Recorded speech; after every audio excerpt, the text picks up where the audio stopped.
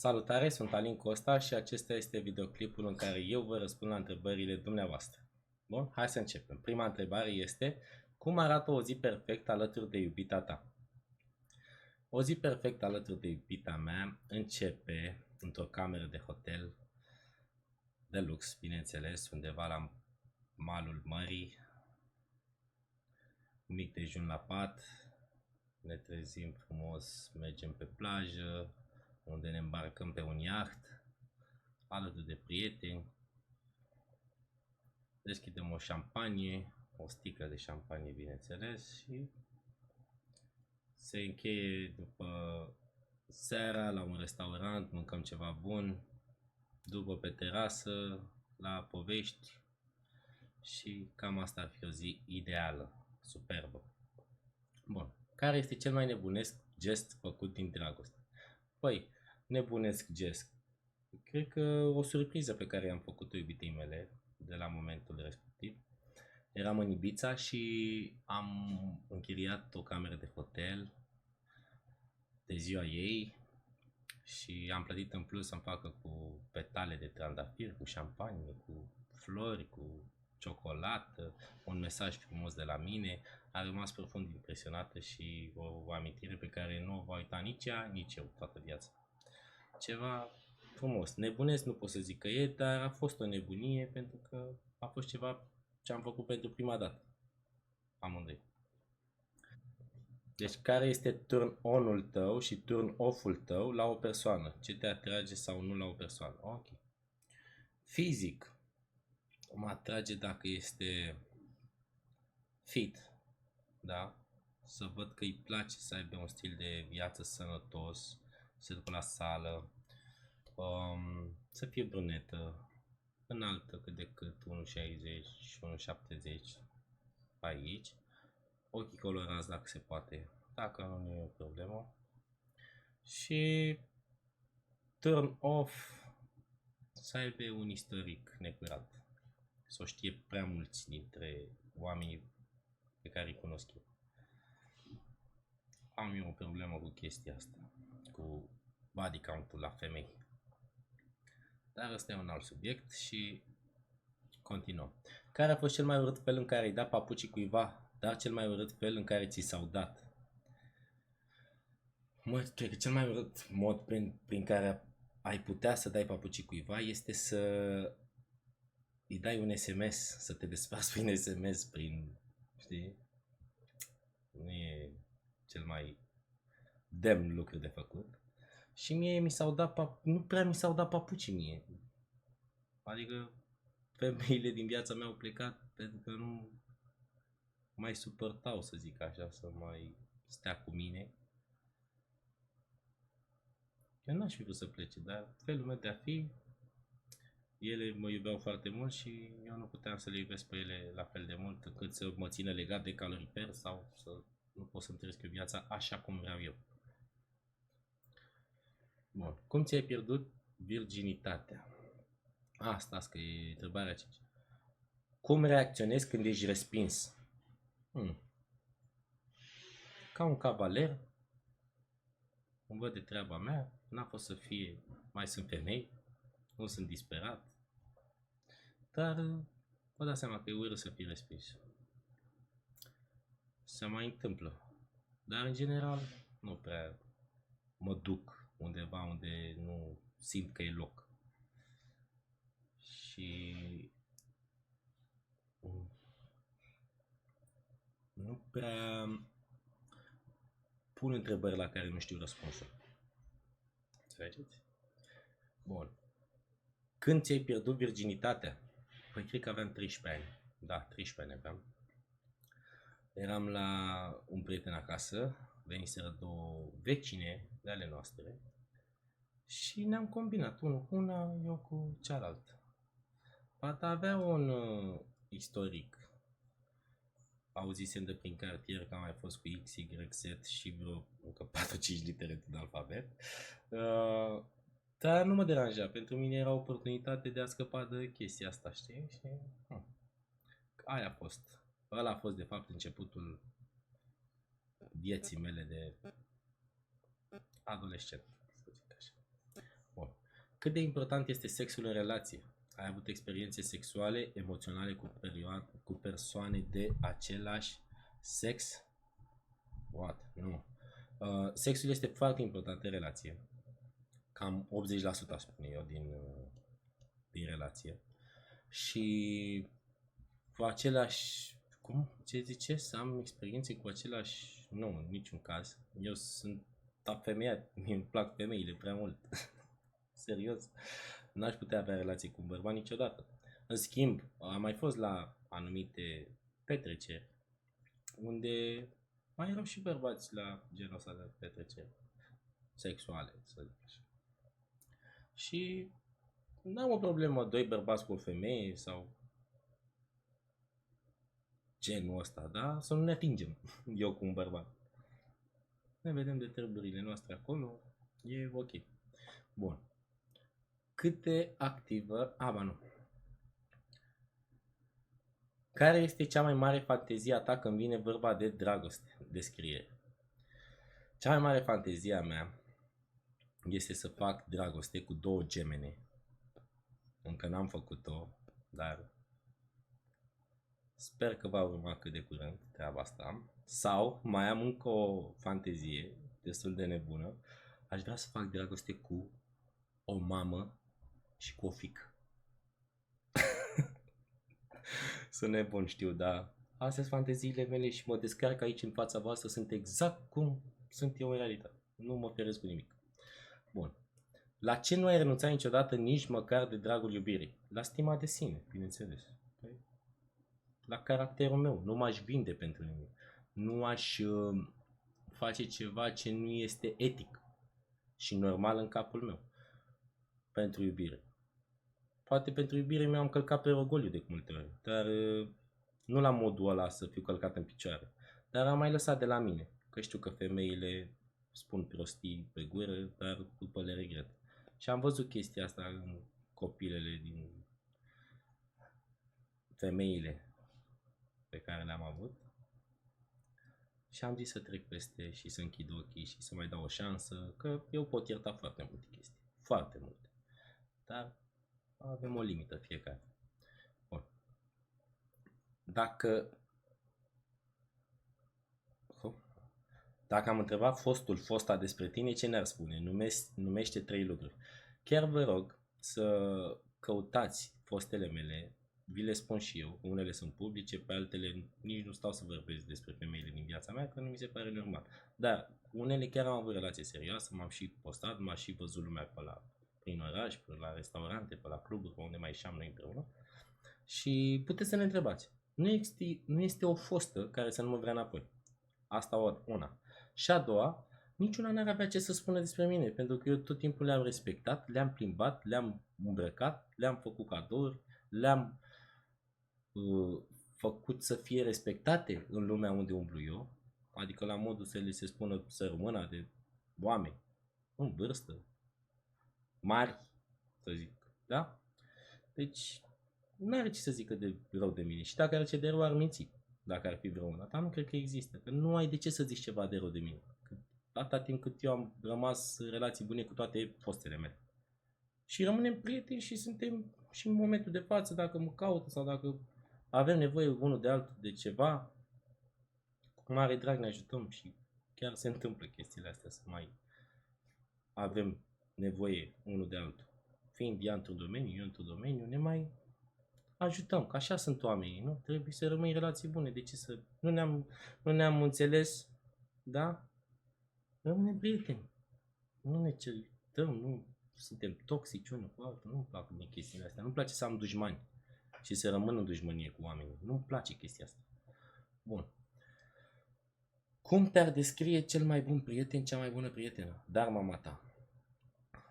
Mama mea e un subiect sensibil pentru că este cea mai bună prietena mea. Este prietena mea cu care vorbesc absolut orice, cu care mă sfătuiesc. Și când vine vorba de femei, ea fiind femeie și trecută prin viață, experiența vieții ei este mult mai dezvoltată decât a mea și ascult de sfaturile ei în cea mai mare parte. Bineînțeles că mai sunt și rebel câteodată și mai am și o gândire diferită față de ea și De cele mai multe ori a trebuit să ascult de ea că a avut dreptate. M-ar descrie ca un om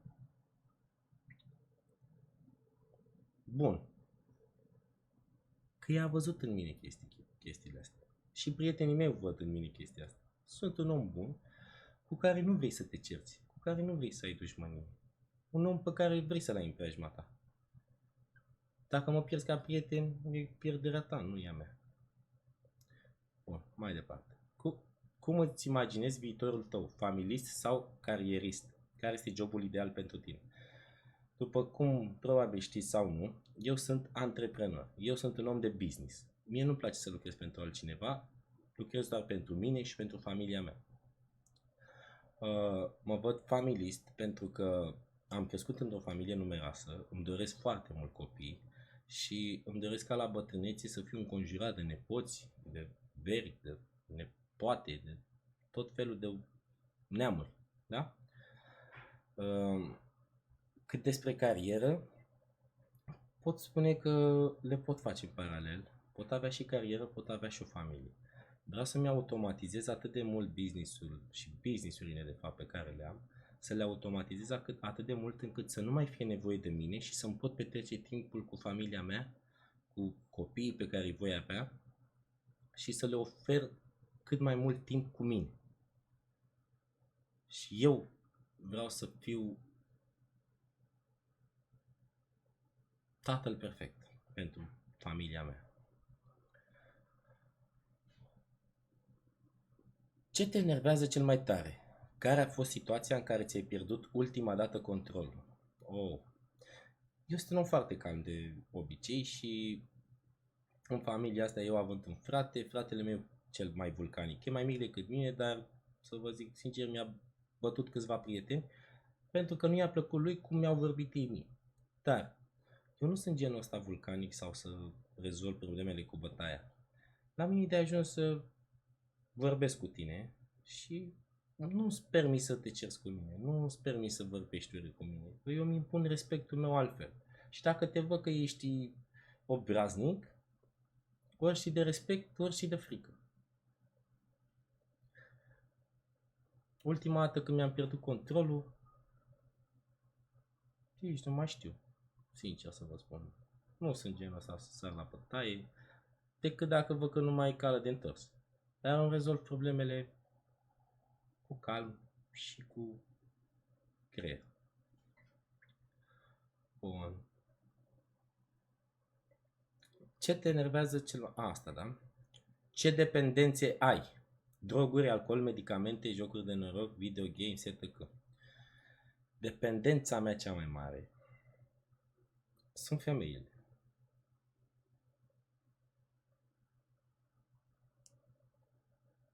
Că mă mai duc și eu pe la cluburi și mai beau, mai fac una alta, astea sunt aventuri, să zic așa. Nu creează dependență pentru mine. Pot sta fără orice, dar fără o femeie stau mai greu, să vă zic așa sincer. Nu prea stau eu singur. Nu prea am stat singur de-a lungul vieții. Am fost tot timpul înconjurat de câte cineva. Bun. Cât de important este gura lumii pentru tine? Zero. Fix zero. Nu mă interesează absolut din ce vorbește oricine. Și cine să mă judece? Unul mai slab decât mine, unul mai fără de succes decât mine, unul care n-a făcut nimic cu viața lui să vină să mă judece pe mine.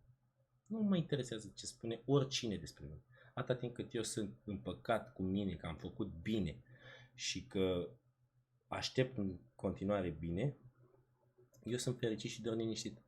Dacă știu că am făcut rău, să mă judece cine în măsură să mă judece. Și îmi doresc să fiu judecat dacă fac rău. Dar eu nu fac rău. Nu-mi place să fac rău. Cred în karma. Cred că dacă faci bine, primești bine. Și dacă faci rău, primești rău. Mergând pe premiza asta, toată viața aștept lucruri bune. Ca de dovadă, șansa pe care o am aici cu dumneavoastră este una pe care eu o aștept de foarte mult timp.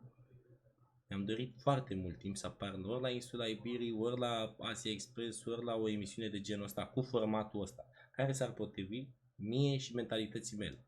Eu îmi doresc să educ bărbații și viitorii bărbați să aibă mentalitatea asta pe care eu o am. Pentru că gândesc în felul următor. Că dacă toată lumea ar gândi ca mine, lumea ar fi un loc mai bun. Și mi-asum când spun chestia asta.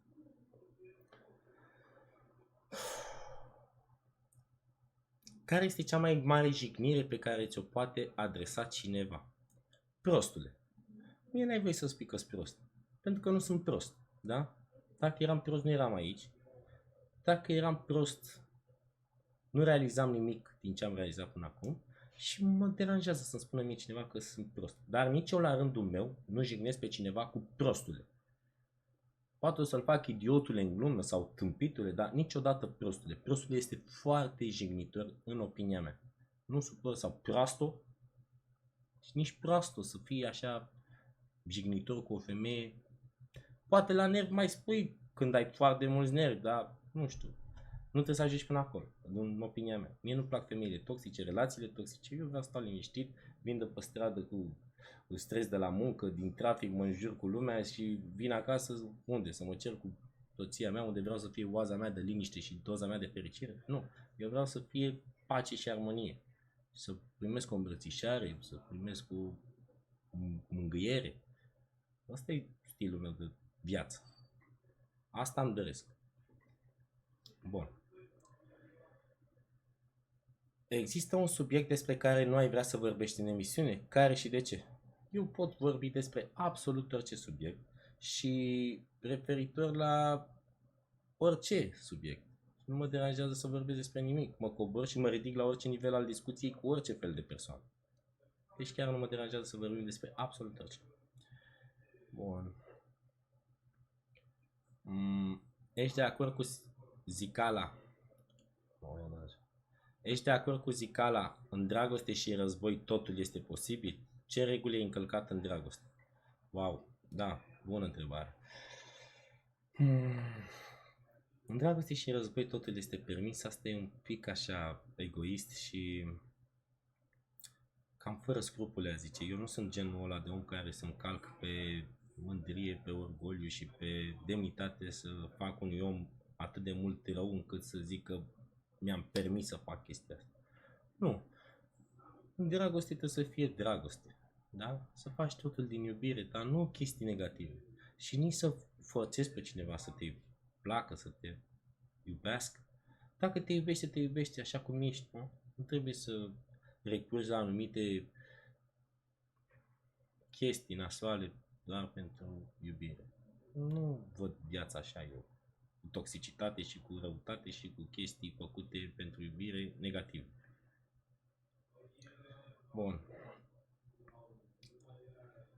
Completează fraza. Dacă prietena mea ar încerca să-mi fure iubita, aș...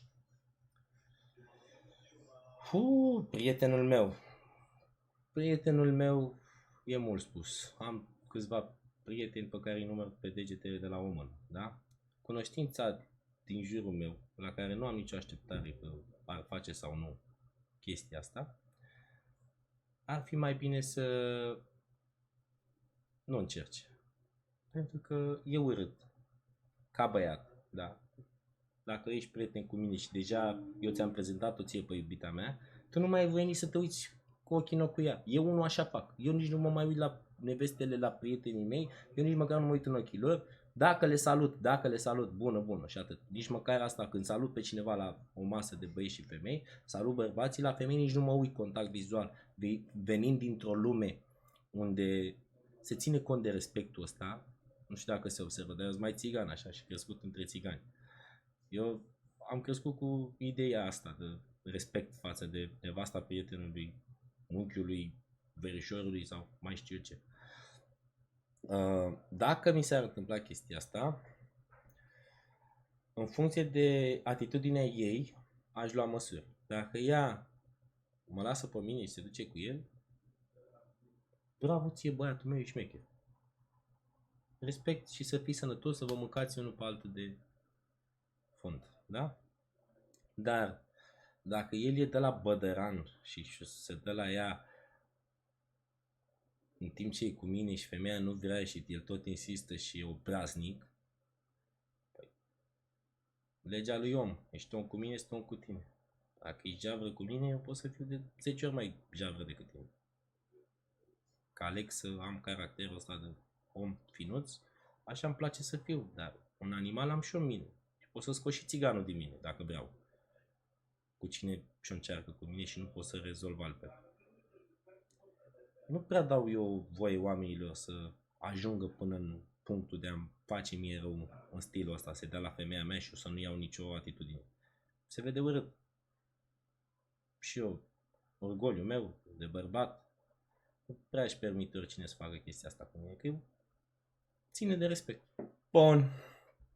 Completează fraza. Dacă aș descoperi că iubita mea flirtează cu altcineva, aș întrerupe relația. Foarte simplu. Aș pune punct și tu te, fata mea, că ești o vagabelă, da? Du-te și flirtează cu cine vrei tu. Mie nu trebuie așa ceva. Eu caut o femeie serioasă cu care să fac familie, copii. Cum ar fi să merg eu cu nevastă mea de mână și cu copilul și să o văd că se uită pe altul? Păi, despre ce vorbim? Nu există așa ceva la mine. N-ai voie. Și să nu am de-alea de țigan cu ochii în pământ sau la mine, când ieșim pe stradă, dar nici nu fi obraznică tu să te simți că îți fug ochii. Dacă ți-au fugit ochii, ți-au fugit de tot. Ai fugit din viața mea și am dispărut eu din viața ta. O să devin o fantomă pentru tine. Bun. Completează fraza. Pentru o sumă importantă de bani aș fi dispus să nimic. Adică, să zicem că mi-ați oferi 1.000.000 de euro să ucid pe cineva. Dacă acel cineva a atentat la viața familiei mele sau la viața familiei mele sau a mea, aș face și pe gratis. Și banii ar fi un bonus. Dar să nu am eu demnitate sau să încalc pe demnitate pentru bani, niciodată. Am avut ocazii să fiu cumpărat pentru bani și să fac chestii pentru bani foarte multe și am ales să nu. Nu e nimic din lumea asta ce m-ar putea pe mine cumpăra. Pentru că banii îi fac. Deci dacă vrei să mă cumperi cu ceva, cumpără-mă cu bunătate și cu bun simț. Fac ce vrei tu dacă ești om cu mine. Nu trebuie să-mi dai bani. Îți dau și hainele după mine dacă ești om. Da? Dacă încerci să fii pervers cu mine sau să-mi dai bani să fac chestii, deja îmi schimb și părerea despre tine. Bun. Te consideri amuzant, spune o glumă. Nu pot să zic glume așa la secundă că nu sunt stand-upper, dar mă consider un om carismatic, jucăuș, fac oamenii din jurul meu să se simtă bine și am și glume mai inteligente, dar se râde. O să vedeți. Cât de ușor îți exprimi sentimentele în fața celorlalți? Bună întrebare, destul de greu.